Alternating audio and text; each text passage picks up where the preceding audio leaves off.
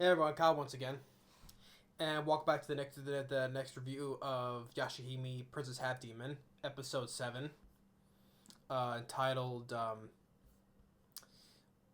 "Meeting Through an Apple," which the other one, well, I forgot to mention the other episode, episode 6, calls "The Cat One" and at the whole temple. So yeah, but here is episode 7, "Meeting Through an Apple." Um, Now this one is more tied up on how. Which leads up to the first episode, where Toa was captured and brought to the temple, right, and questioned. This episode leads up to the first episode, how Toa was ended up getting captured. So, but before that part happens, it opens up with Toa, learning more on the demon slaying and get using her senses or improving on her senses.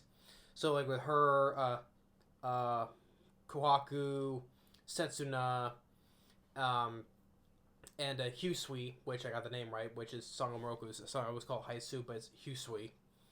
Um, Battling against this giant spider-like demon, um, which ultimately goes. Setsu uses her cyclone blast to send up the air, and Husui uses his Hiraikotes to split in half.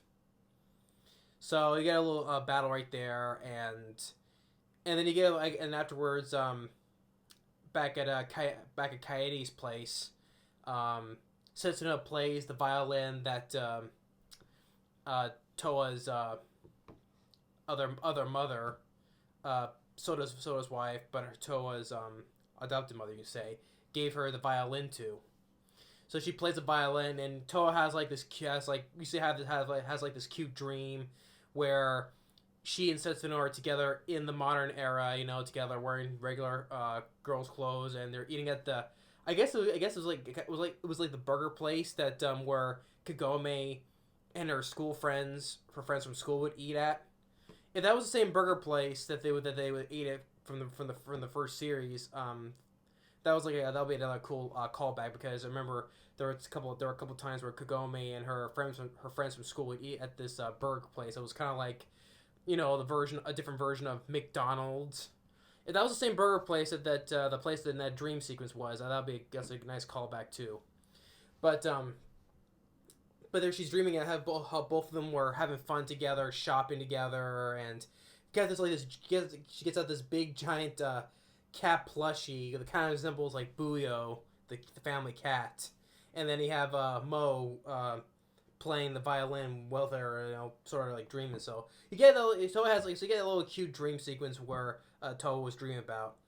But since she's asleep, Setsuna and Maruha, they go on ahead to look for the next job from, what was it, Jakuhai? That was the corpse dealer for the next job. And since they left without her, Toa decides to go out set off on her own to find the butterfly, the dream butterfly. And on the way, which he encounters this person named Riku, who's a pirate. Which, really quick, every time I hear that name, the most memorable name I hear that name Riku is from the game Kingdom Hearts. Riku, Sora's friend Riku. That's like immediately when I hear the name, immediately just takes me back to Kingdom Hearts. Yeah, Riku. But this guy Riku is a pirate, and he first mistakens Toa for man, because wearing the clothes she wears, and he calls her calls her princess though, and he uses he has like this earring, which I think is another rainbow pearl, the blue one. He uses it, he flicks it, and uses it to make some water bend, like some rise out of the water. He's like drinking a little bit of it.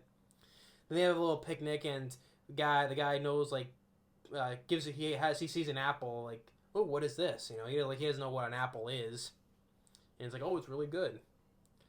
And he as he rides along this boat that flows on the river, he leaves behind the sword that the Toa had that broke, which he uses it for her laser blade. Which that was a fake. That was a fake one that she had. It was like a loan from a museum.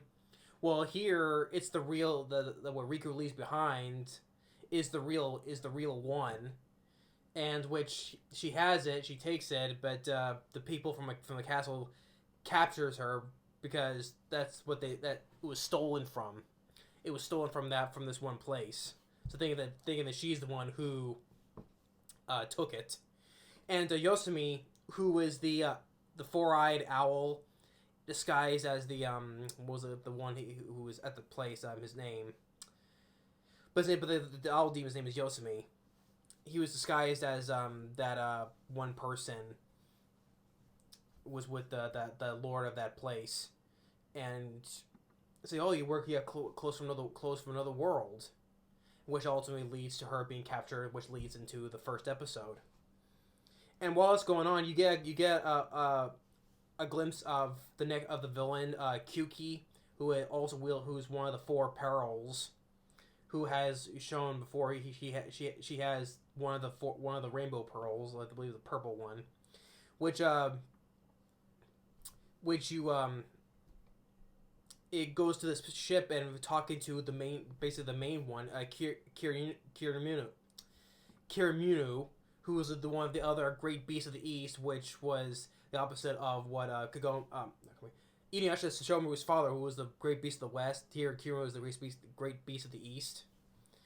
And you see him in a human form, and he has a mask, and he has a little bit of amnesia because he doesn't remember who Toru, the one that was defeated, where Moroha got the red pearl from. That one that was also one of the four perils, but apparently Kiryumu doesn't know who that was, so he has a little bit of amnesia, he doesn't remember who. But Kiku tells you he has Yotsumi on the phone about the other three pearls. So, and funny enough that because it's in Japanese though, but even though I do believe, because I mentioned this before, Kiryumu has the part of that villain's name has a little bit of the first name of the name of Toa's teacher in the future. He has part of that same name from here, and I think it's also voiced the same voice actor who voices the teacher as well. So I'm guessing a little bit I guess that teacher is kind of maybe the future incarnation of Kiryumu. I don't know yet, because I say, because it has hearing the villain you're speaking is kind of the same voice of the teacher, and part of that teacher's name is part of Kiryumu. So I'm guessing that's the past, or maybe that's the teacher in the future. Who knows? He has some power. I have no idea, but I'm sure it's gonna be explained, like I said. And I guess Kiryumu, I guess she's gonna she wants to get all the pearls to herself, guessing that she's gonna betray Kiryumu. From what I remember, it kind of reminds me of Hakadoshi, who attempted to betray Niraku, but Niraku was smarter than that. He knew. That's what he purposely had Moroku suck him up into his suck Hakadoshi up in his wind tunnel. So, but I guess that's a little bit of that same attempt where the one is serving the one other, so attempting to portray that one. I'm guessing that's what Kikyo is gonna do, or Kyuki is gonna do, betray Kiryumu, because she said she wants all the rainbow pearls. So you get a glimpse of the villains there, and then getting back to when Toa was being interrogated from the first episode, but this time we skip Yosemi's. I'm calling him because I forgot what his human disguise name was, but Yosemi. It skips his flashback from the first episode of Kagome and Inuyasha, but cuts right back to Moroha and Setsuna. Because know that they're going to find Toa, but then they find the one demon. It's kind of like a polar bear demon, but the giant one it's made out of fog, but that's not the main body. So they have to find the main body, and once you get a little coolness with Toa, that she has getting a little bit control of her powers. She's discreetly using the rainbow pearl that she has to find the smaller tiny polar bear, which is the main body. She sees it behind her, so she's discreetly using her rainbow pearl while Yosemi is talking to her about the story, and using a little bit of that demon energy that she captured of the cat demon, using that a little bit of that energy to ultimately destroy the polar bear demon. While Moroha sees it and uses her sacred out to flush it out. So then ultimately, so the Toa destroys. So she very discreetly destroys the polar bear demon while the people the Yasumi is talking, which also leads up to the end of the first episode when they catch Yasume in his form when he flies out, and Toa taking the Kagome's old bicycle seat and the book that she brought with them, and which ultimately leads to the next episode, which this episode is like a little bit playing bringing the first episode into full circle, so most of it is, but we'll see Riku again because he's on the poster, of course. He's on the poster, and we're going to see more of him.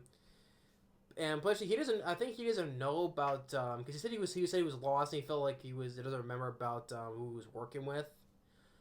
But I'm pretty sure he was working with Kirumo and Kyuki. Cutie. I was a cutie. Yeah.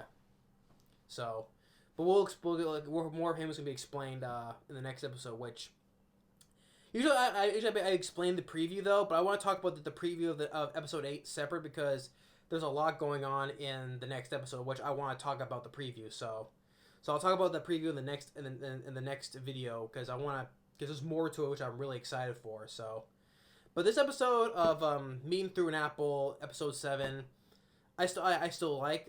I still enjoy it, but even though it's more a little callback to the first one, bring the first episode into play though. But still, like I said, with like Toa's like her cute dream with her sister in the modern era, eating out and going out shopping, and I did like that. I like that sequence. Shows that Toa has like gained a little more big control of her demon powers as well, which I thought was nice too as well. So because of course, and she's also learned more how to sniff more and more sniffing out demons, like in the opening of it. So she's learning more how to sniff out demons. So it was nice to more on that stuff. So, but yeah, thanks for watching. So that's